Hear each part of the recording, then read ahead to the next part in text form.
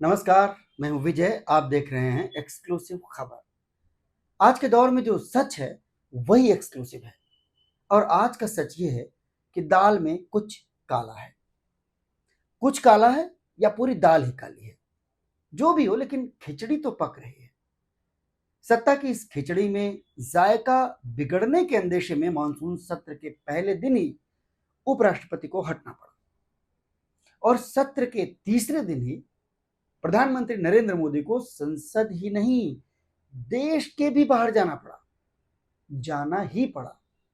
क्योंकि first thing first, जब संकट चारों ओर से आए तो प्राथमिकता तय करनी पड़ती है।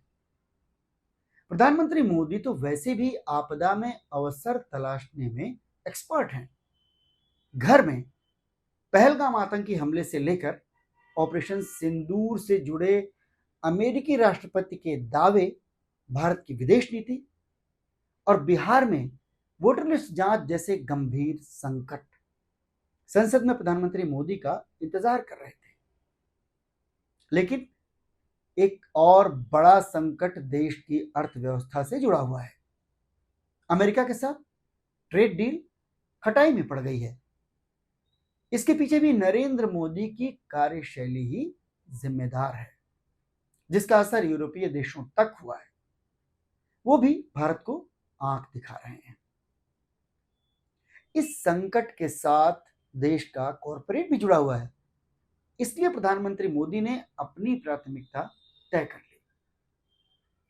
मोदी सत्ता के दौर में देश तो सिर्फ पूंजी पर ही चल रहा है, तो पूंजीपतियों को कैसे छोड़ दिया जाए? संसद का सत्र छोड़ा जा सकता है। इसलिए प्रधानमंत्री देश के सवालों का जवाब देने से भी पहले ब्रिटेन पहुंचे। आपदा में अवसर ये कि देश और विपक्ष के सवालों से कम एक हफ्ते की तो राहत मिल गई। एक हफ्ता तो बच ही गया। इसके लिए संसद कैसे मैनेज करनी है, विपक्ष को कैसे चुप कराना है, ये लोकसभा के लिए ओम बिड़ला बहुत अच्छी तरह से जानते हैं और राज्यसभा के लिए जगदीप धनखड़ के बाद अब उपसभापति हरिवंश भी अच्छे से जानते हैं।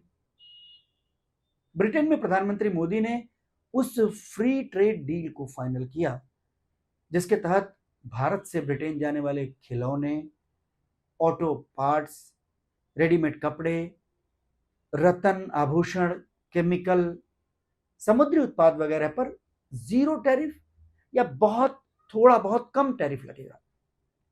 इसी तरह ब्रिटेन से आने वाली लग्जरी कारें, शराब, कपड़े, मेडिकल इक्विपमेंट्स, कॉस्मेटिक्स, बिस्कुट वगैरह पर बहुत कम टैरिफ लगाया जाएगा भारत की तरफ से। फ्री ट्रेड में फायदा और नुकसान दोनों होते हैं।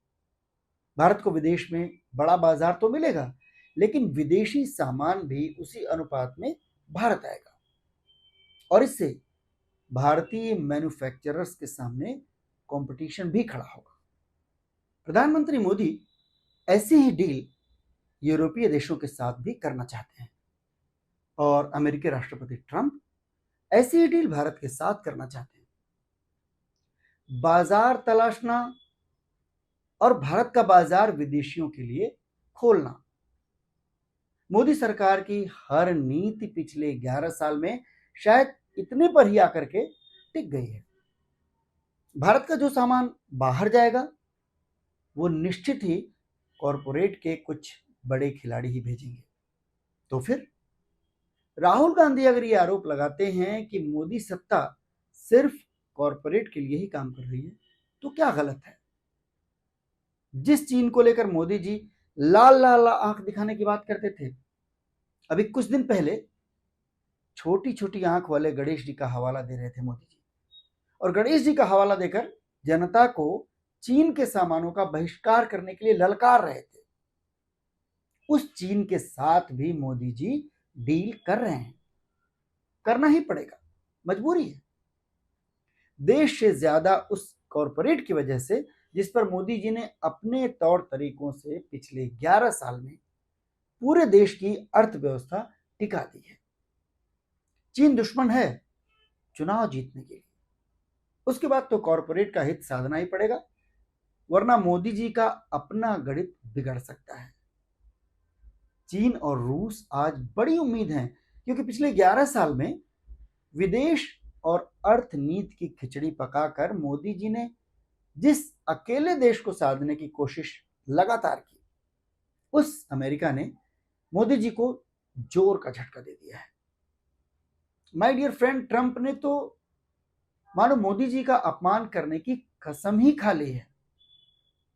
सीज फायर को लेकर ट्रंप इसकी सिल्वर जुबली भी मना चुके हैं, यानी 25 दफे कह चुके हैं वो बातें। ट्रेड डील के लिए ऐसी ऐसी शर्तें रख दी हैं कि नरेंद्र मोदी चाहकर भी उसे कबूल नहीं कर पा रहे हैं।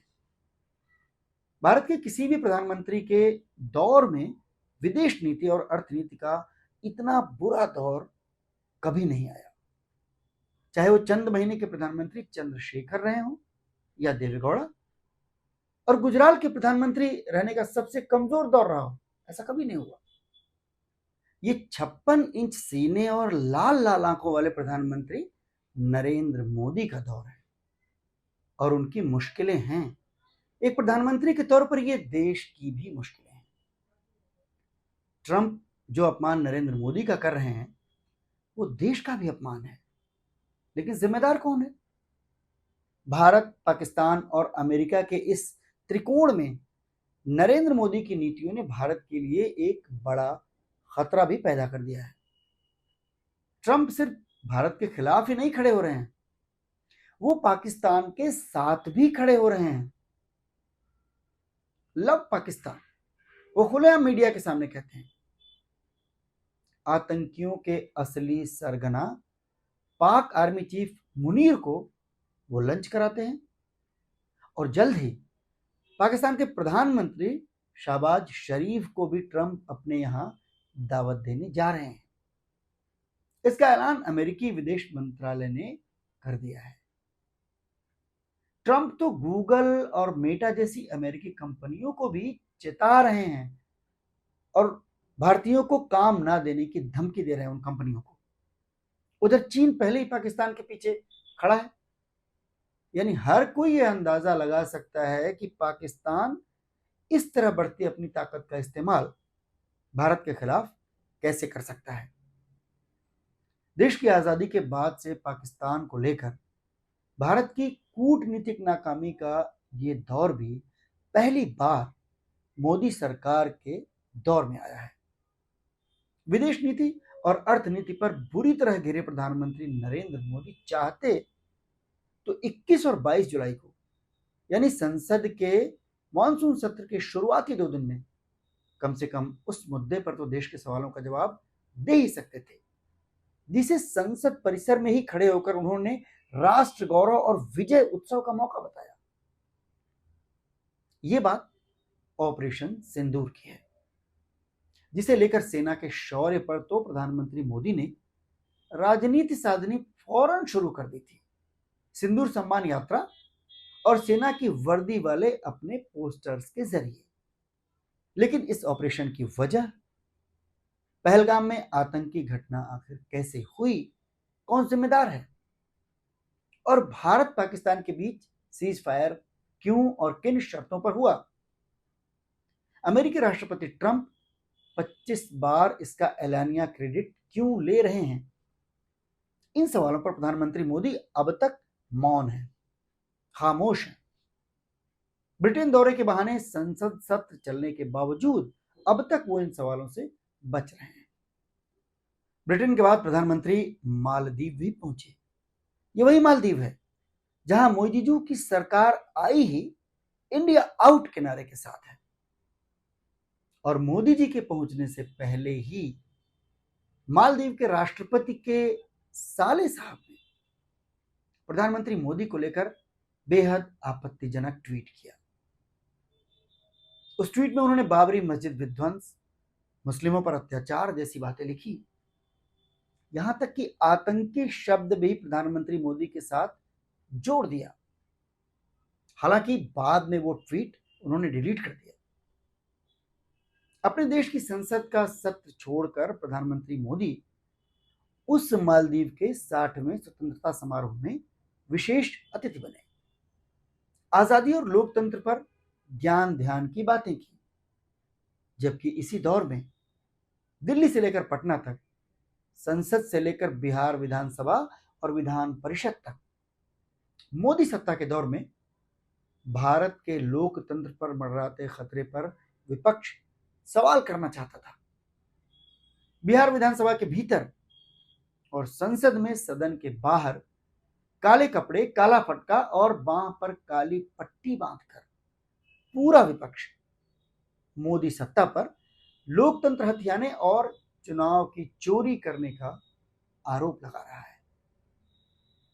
बिहार में मुख्य विपक्षी दल और विधानसभा में सबसे बड़ी पार्टी राष्ट्रीय जनता दल के नेता तेजस्वी यादव ने तो चुनाव बहिष्कार का संकेत तक दे दिया है। बिहार में चुनाव आयोग की वोटर लिस्ट जांच की जो प्रक्रिया यानी एसआईआर है, उस पर देश प्रधानमंत्री से जवाब चाहता है। लेकिन प्रधानमंत्री चीन की गोद में बैठे मालदीव में लोकतंत्र पर भाषण दे रहे हैं। अब विदेश दौरा तो निपट गया, लेकिन घरेलू संकट अभी जस का तस है। संकट तो विदेश नीति, अर्थव्यवस्था और अमेरिका का भी जस का तस है। एक अनुमान लगाया जा सकता है कि अगर इनमें से किसी का भी पुख्ता जवाब प्रधानमंत्री मोदी या उनकी सत्ता के पास होता तो अब तक सामने आ चुका होता। लेकिन संसद का सत्र है, लाख कोशिशों के बाद भी प्रधानमंत्री को सामना तो करना ही होगा।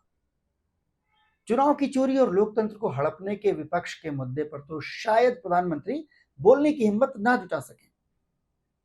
सुप्रीम कोर्ट की आड़ लेकर मोदी जी उससे बच निकलने की कोशिश कर सकते हैं, लेकिन ऑपरेशन सिंदूर के दोनों छोर को छोड़कर सिर्फ बीच का हिस्सा पकड़कर मोदी जी आपदा में अवसर तलाश सकते हैं। पहलगाम हमला इसका शुरुआती छोर है और ट्रंप के लगातार बयान, किसी का साथ खड़े ना होना, इसका दूसरा छोर है। क्या विपक्ष मोदी जी को इनसे बच निकलने दे सकता है? क्या देश प्रधानमंत्री को इन सवालों से बच निकलने दे सकता है? आने वाला हफ्ता नरेंद्र मोदी के अब तक के पूरे राजनीतिक करियर का सबसे मुश्किल वक्त साबित हो सकता है, जो मोदी जी के झोले की पैकिंग भी शुरू करवा सकता है। तो कहा करते थे ना कि हम तो फकीर है दी, झोला उठाकर चल देंगे। मोदी जी संसद में क्या कुछ कर सकते हैं, इस पर आप भी हमें अपनी राय कमेंट बॉक्स में जरूर बताइएगा। और ये कहने की जरूरत नहीं कि वीडियो पसंद आया हो तो लाइक का बटन दबा दीजिएगा, अपने लोगों में से शेयर कीजिएगा और सब्सक्राइब जरूर कर लीजिएगा। बहुत बहुत धन्यवाद।